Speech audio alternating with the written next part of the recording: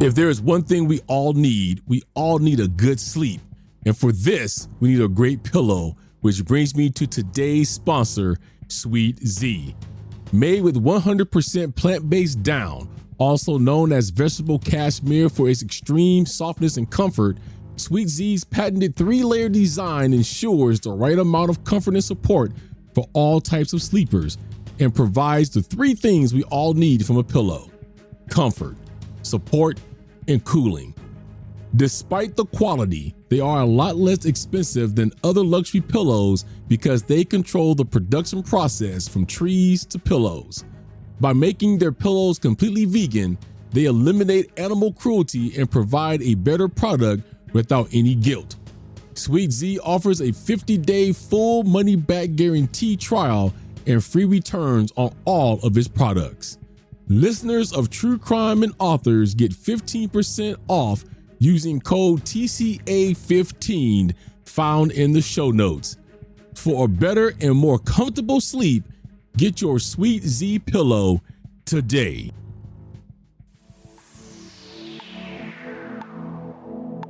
This podcast is part of the Deluxe Edition Network. To find other great shows on the network, head over to deluxeeditionnetwork.com. That's deluxeeditionnetwork.com.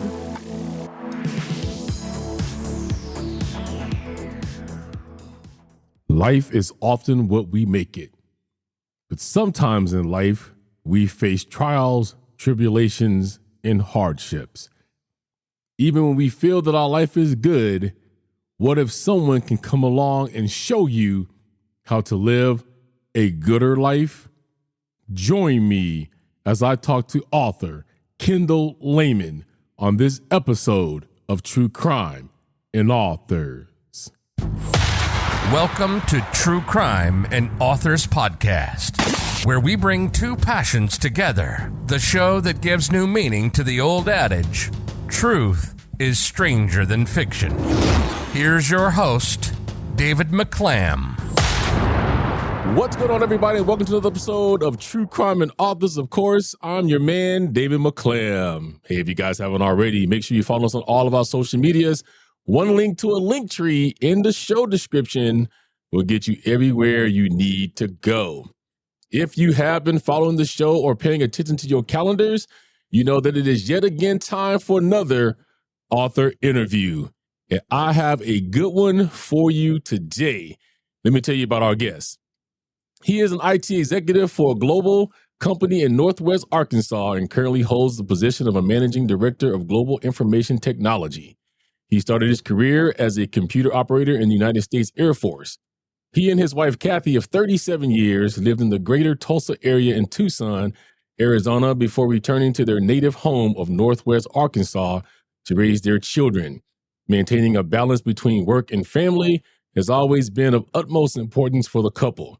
They have a passion for building, camping, and especially for spending time with their young grandchildren, all of which keep their lives in proper perspective.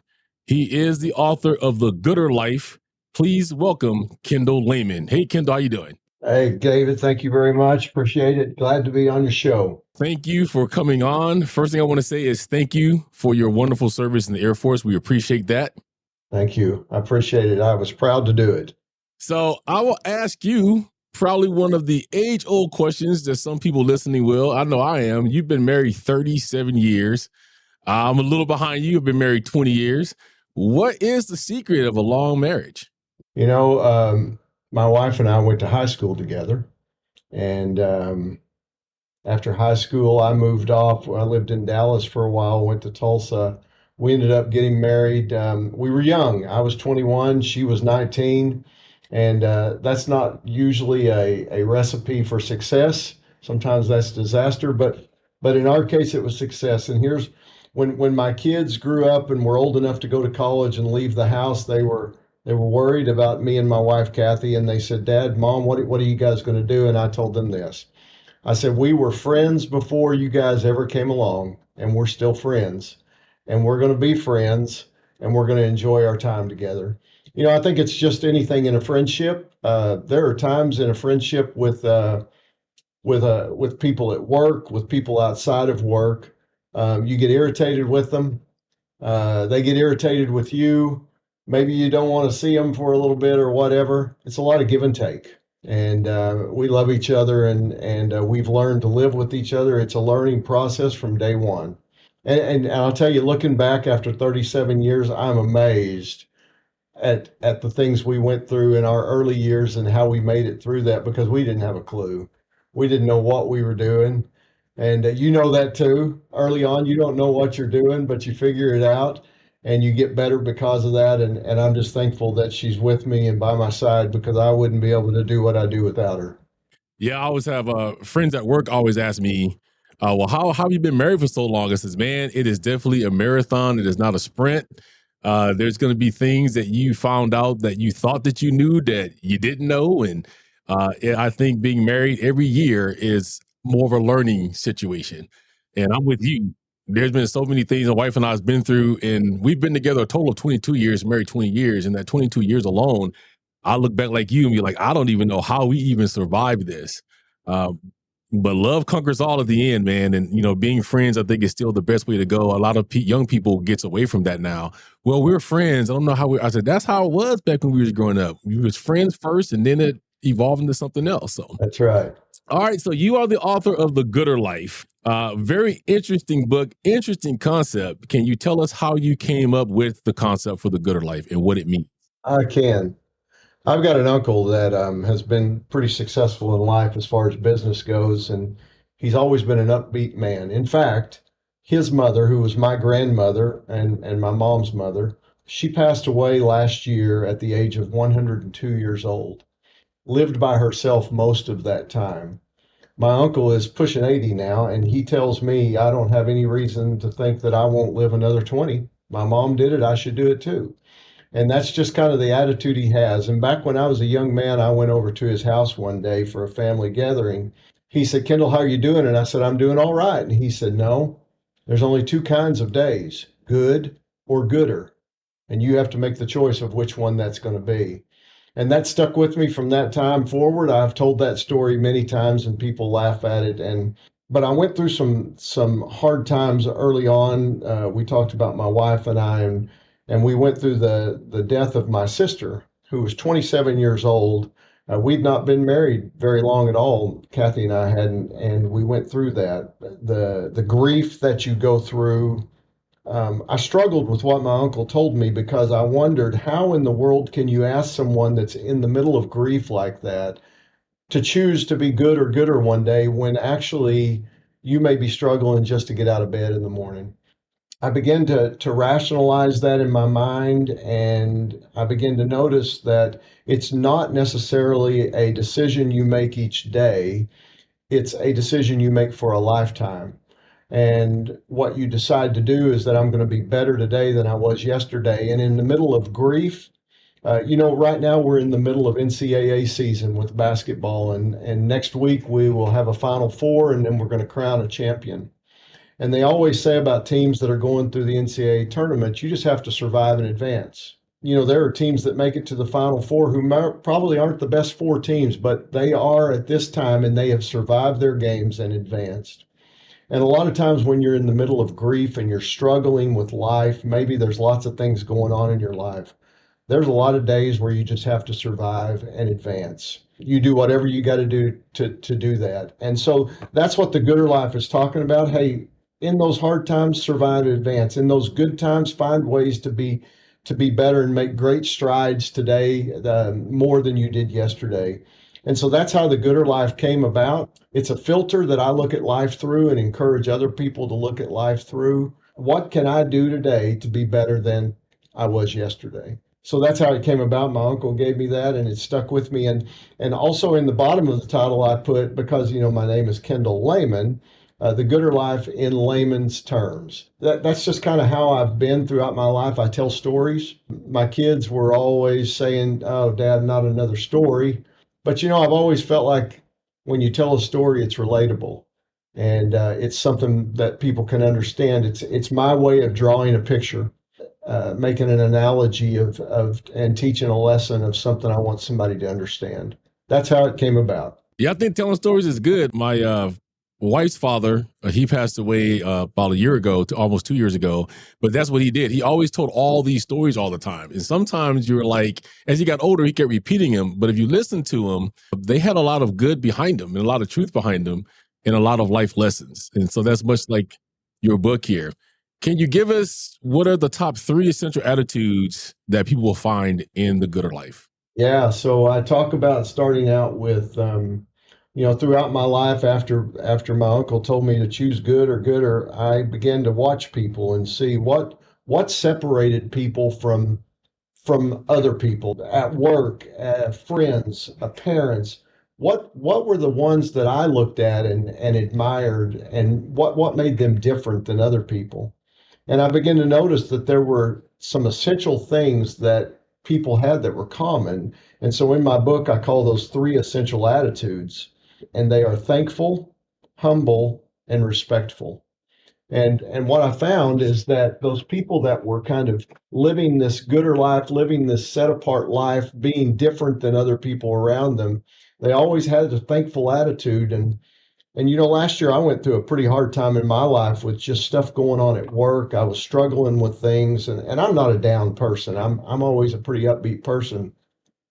But I just found myself just struggling each day to do the things I needed to do. And I began to practice a concept that I talked about in my book that my son did actually back when he was in high school.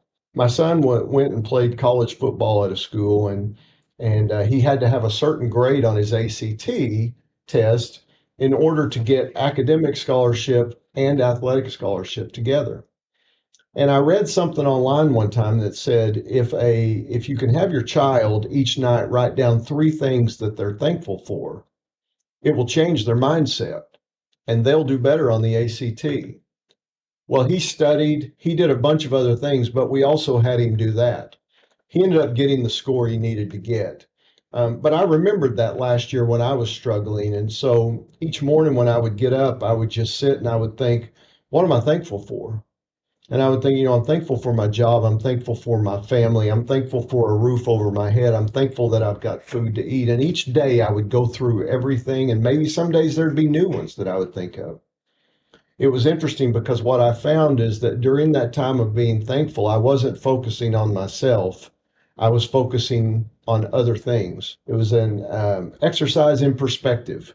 I was seeing things differently when I was being thankful. And so that was a good tool to help pull me out of my just kind of funk that I was in last year. And then being humble is just not being arrogant and understanding that there's a lot of good people around you, especially as a leader in the position I'm in.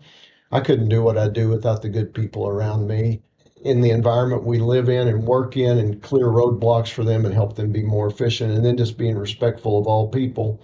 We've always heard that good leaders will treat the janitor the same way they'll treat the president of a company.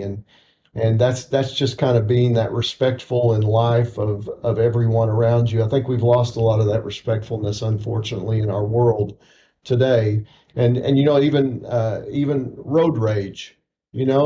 Somebody cuts in front of you and I'm going to go after them instead of just saying, hey, they may have something going on in their lives that they need to go fast for. And it doesn't really bother me.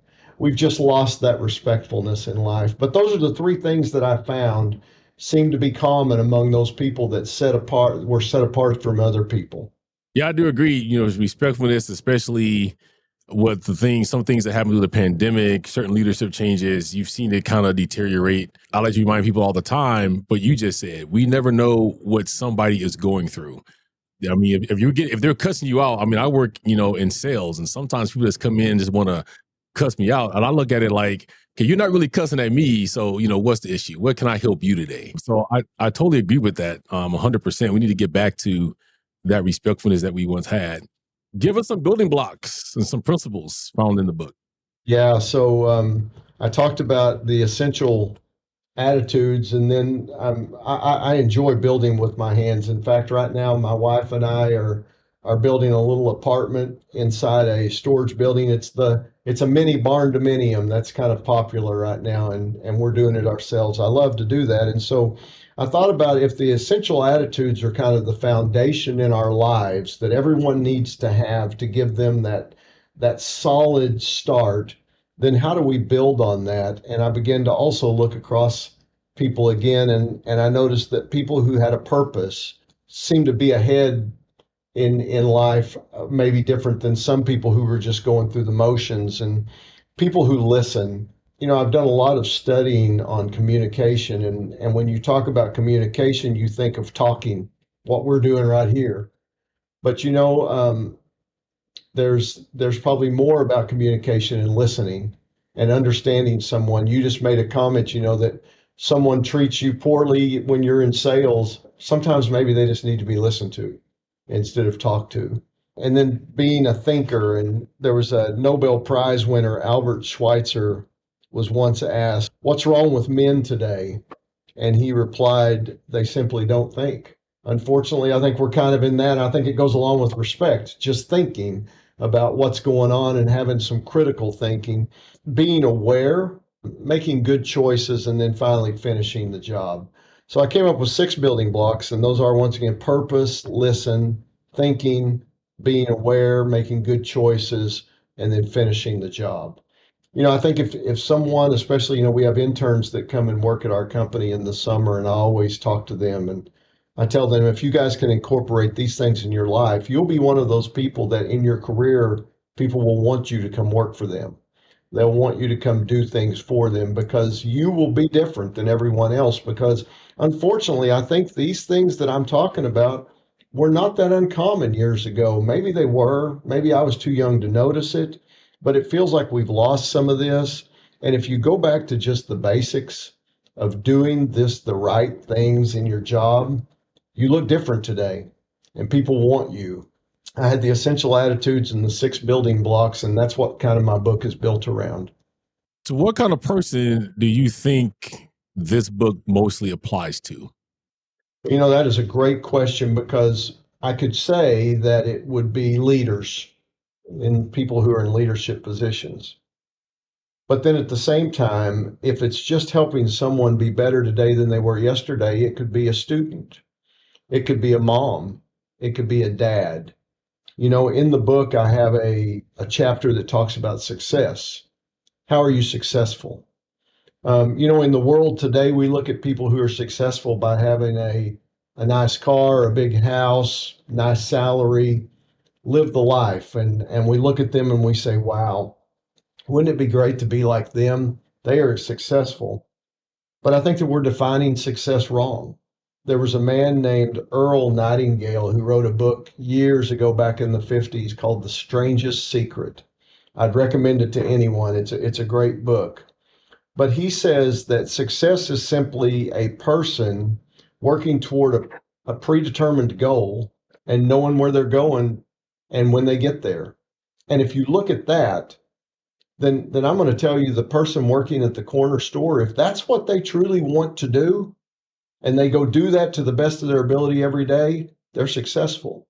If a mom truly wants to be a mom at home with her kids, and she wants to raise them to be the best people they can be, and that's what she's doing daily, she's successful.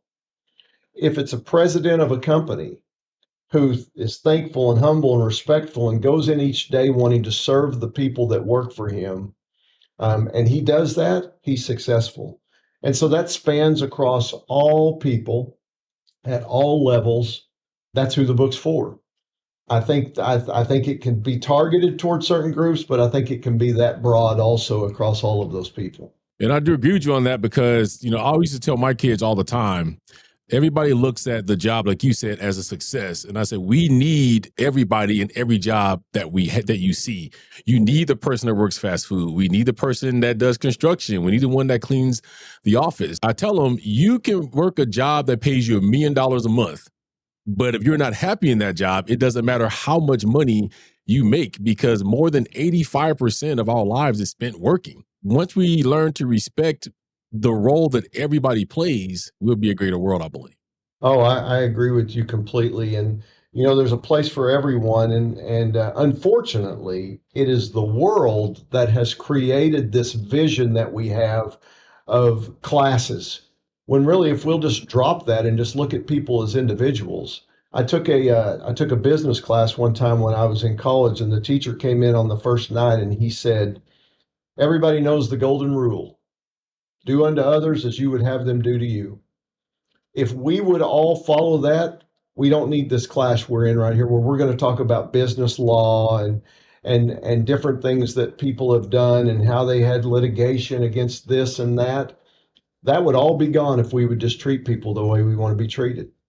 And unfortunately, we've lost that. And now we are what we're doing. And so that's partly my passion, is to spread this message. And if, one person hears the message and says, you know what, I need to change my life, and I need to do some of these things, or I get the book and I read it and I follow some of that, and it makes them be a more thankful person, or a humble person and respectful person, then I've done my job. And when I went to write this book, I just had a bunch of stuff in my head and I needed to get it out. And I had a great publisher in McKinney, Texas. And she told me, she said, Kendall, if I told you right now that you were going to touch one person and change their lives, would you go to all of this trouble of writing the book and putting it out? And I said, I would. And she said, then you need to write the book. If we all approached life every day, if I'm going to get up today and I hope to touch one person, and if I touch one person's life and make it better, then today was a successful day. If we all had that in mind, what a different world we would live in. I look at it the same way. I do this show for educational purposes, to bring true crime, some of the cases we should never forget, and to bring people like you on the show who are great authors nobody's ever heard. And I was asked the same question. I said, yes, if I only had one person that ever listened to my show the whole time I've done it, it's worth me getting up every day doing these episodes, because somebody's getting something out of it. I think we're too hung up on, you got to have 1 million people, or you got to have a certain percent. I don't even look at numbers, right? I had a friend that wrote me the other day and said, hey man, your podcast is trending in the top 1% globally. Did you know that? I'm like, I don't look at numbers, so I don't know that. I'm just looking at reaching people. So I do agree with that. What have you learned from writing The Gooder Life in Layman's Terms? As you were talking right there, I was just thinking, every day we learn something new. I'm trying to be better every day at being a dad, at being a husband, at being a leader at work. I try to get better every day. In those days of getting better, we are gaining knowledge, hopefully, and we are learning things. We've talked about learning something new every day.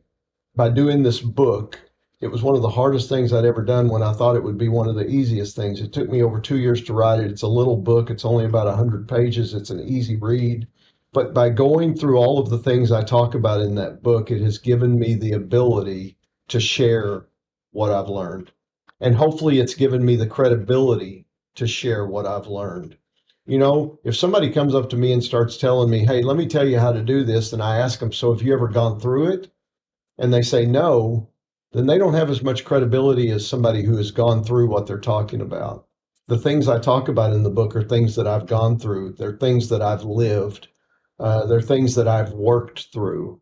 The death of my sister, working through that grief and going through that process, that has given me the credibility and the ability to talk to someone who is going through loss, and to be able to tell them, I don't know exactly what you're going through, but I do know what it's like to lose someone that's close to you. When I talk about stories at work, I don't know exactly what your work life is like, but what I do know is that I've been a leader in work for over 30 years. So let me tell you some of the things I've gone through. And if some of this helps you, fantastic. And so I think what the book did is just help me culminate a lot of these ideas that were in my mind and bring them together in one place. And now to maybe give me the ability to go out and speak to people because I have a book. And in the end, if I can just invest myself into people's lives and what I've learned, then I'm extremely happy. Who are you the most passionate about getting the Gooder Life message to? Probably right now, David, my passion areas are young people and young leaders. Since I've written the book, I've continued to write things down, and I've come up with a new term about leadership. I've called it counterfeit leaders and authentic leaders. And what I've learned is that there are a lot of counterfeit leaders in our world right now. Our world has a lot of counterfeit in it, meaning it feels fake. It feels very superficial. It doesn't feel like there's a whole lot of depth to a lot of things that go on in our world right now. And I think that people are craving authenticity. They want something that's real. We hide behind a lot of times screen names on Twitter and places like that, and we will say things that we would never say to someone's face. Everything is virtual, it feels like at times, and it just feels like people want something that's real. And so if I can make my way to the young people, young leaders in our world, and tell them what authentic leadership looks like and what authenticity looks like and what they can strive for, if I can make a difference in some of those kids' lives, that's what I want to do. And so right now, that's kind of where my passion area is. I think my message goes across all of the spectrum, like we talked about earlier. But right now, that's where I'm kind of focusing in on. If I can reach those people, I would love to do that. Do you feel like the generation of young people that we have here, and I have a couple of them myself, do you feel like that they have a harder time than what we did when we were growing up? And do you feel like that technology plays a big role in the way that they are right now today? Man, that's a great question, David, because I talk about that all the time. I'm a technology guy. Technology has fed my family and put a roof over my head. And so I'm extremely thankful for what technology has done for me and for our world. But I'll also tell you that technology is probably one of the most detrimental things that has happened to our world also. When I was a young guy, if you wanted to talk to somebody on the phone, there was one phone in the house and you had to go to that phone. That's how it was. You had to check in from a payphone or somewhere if you were out at night and your parents wanted you to call, you had to check in. It forced us to talk face to face. We had to communicate face to face. That's all changed. Yes, I think, our parents probably looked at us and thought, these kids don't know what growing up in the times we grew up in was like.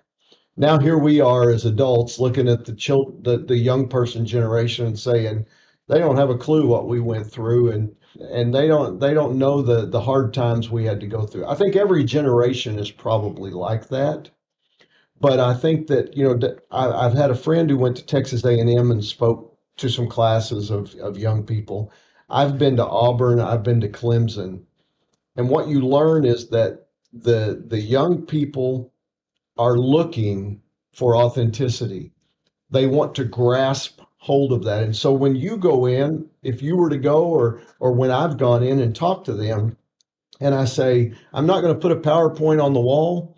I'm not going to have a list of things that I'm going to go through. I'm just going to talk to you. And I'm just going to tell you stories that have happened in my life. And hopefully you can learn from some of these. You can see them lean forward in their seats and they begin to connect with you, because they just want somebody to talk to them.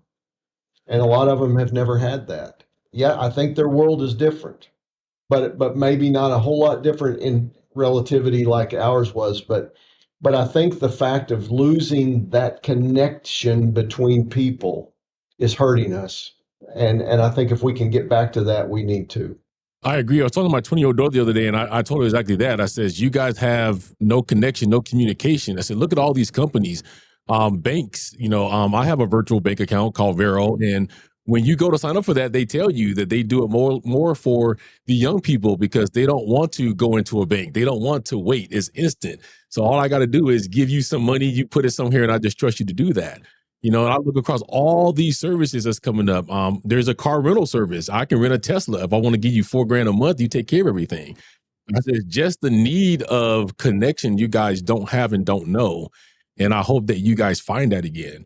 Because she laughed at me. I'm like, man, we didn't have instant. I said, when I was growing up, we had an 8-track tape player in the car. Every song had to be good. We had to roll around the block if we wanted to hear the song again. So there was no forward and back buttons. So Kendall, in closing, what do you hope everybody takes away from the Gooder Life? I hope that everyone, whether they read the book or whether they listen to this podcast, will maybe first of all think that, David, your podcast had somebody on there and they had a conversation that seemed to understand me. I hope they understand that it's not hard to be different. I told you a while ago about a book called The Strangest Secret by Earl Nightingale. In there, he quotes a man named Rollo May, who was a distinguished psychiatrist. And he said, the opposite of courage in our society is not being a coward, but it's conformity. And if you think about that, it takes courage to step out and not just be a follower of the crowd. It takes courage to not conform and just follow this line down a hallway that you don't know where that line is going to. I hope that somebody listened today and said, you know what, that's a funny little thing that guy said, Gooder Life, but hey, it kind of makes sense, so I'm going to try to be gooder tomorrow. If one person says that, I'm happy. I had a lady who read the book one day, and she came back to work after a weekend, and I went and saw her, and I said, so how are you doing? And she said, man, today's been a day, but I'm just trying to be gooder. I kind of smiled, but I walked away thinking, you know, she got that from my book, and that's one person I've touched. So if a person can just try to be better tomorrow than they were today because of the conversation you and I have had here today, then we've done our jobs. And I hope that's what happens. Is there anything you'd like to say to any of your fans or readers out there that may be listening today? Man, I don't think that I probably have a whole lot of fans, David. I hope I've got a whole lot of people that appreciate what we say, but they probably don't do that. You know, I am extremely thankful for the people who have purchased the book, read the book. I have been blown away from the messages that I've gotten from people who read the book and found things in it that I never thought were even there. I've had people say, man, what a story about this. Man, you showed a lot of courage in doing this. And I look at my wife and I say, that's not even the reason I wrote the book. The book was not written for that, but they got that out of it. It has just blown my mind. So to those people who have purchased the book, thank you so much. And I hope that I've inspired you in one little way. To those people who from this podcast today will buy the book, I hope you get something out of it that makes your life better and enriches your life. You know, it's available on Amazon, Walmart, Books A Million, everywhere. It's easy to get. It's not expensive. It's a small little read. It won't take you long. But I think that the message in it is valuable, can actually change your life. Well, Kendall, I can tell you from one person to another, it definitely has changed mine. It made me look at a lot of things in a different perspective. It's a book that I am recommending to my colleagues as well. You are doing exactly what you want to do. You're reaching people, reaching lives, and I'm grateful that you decided to come on my show today. And I know that the listeners here is going to take a lot from what you had to say today. David, thank you so much. I appreciate you getting us put together and doing this, and I'm always thankful for people who allow me to get the message out. So thank you so much. I appreciate it. Not a problem. You ever want to come back, you know how to get a hold of me, let me know, and I'll be happy to have you back on. Okay. Thank you, David. All right, guys, that was the awesome Kendall Layman. You can get a copy of The Gooder Life in Layman's Terms at Amazon, Barnes & Noble, Walmart. And you can also find it at his website, thegooderlifegroup.com. Also, thank you for tuning in. Guys, we couldn't do this show without you. I am grateful that each one of you guys tuned in. I hope you got something out of this today. It is something that can change your life if you let it. Hope you guys are all being safe out there. Be good, and always remember, always stay humbled. An act of kindness can make someone's day. A little love and compassion can go a long way. And this is the podcast where two passions become one. I'll catch you guys in the next one. Thank you for listening to True Crime and Authors. Don't forget to rate, comment, and subscribe. Join us on social media. On Facebook at True Crime and Authors. On Twitter at Authors True. On YouTube and TikTok at True Crime and Authors. And email at truecrimeandauthors@gmail.com. Cover art and logo designed by Dazzling_Ray from Fiverr. Sound mixing and editing by David McClam. Intro script by Sophie Wild from Fiverr. And I'm the voice guy, your imaging guy from Fiverr. See you next time on True Crime and Authors.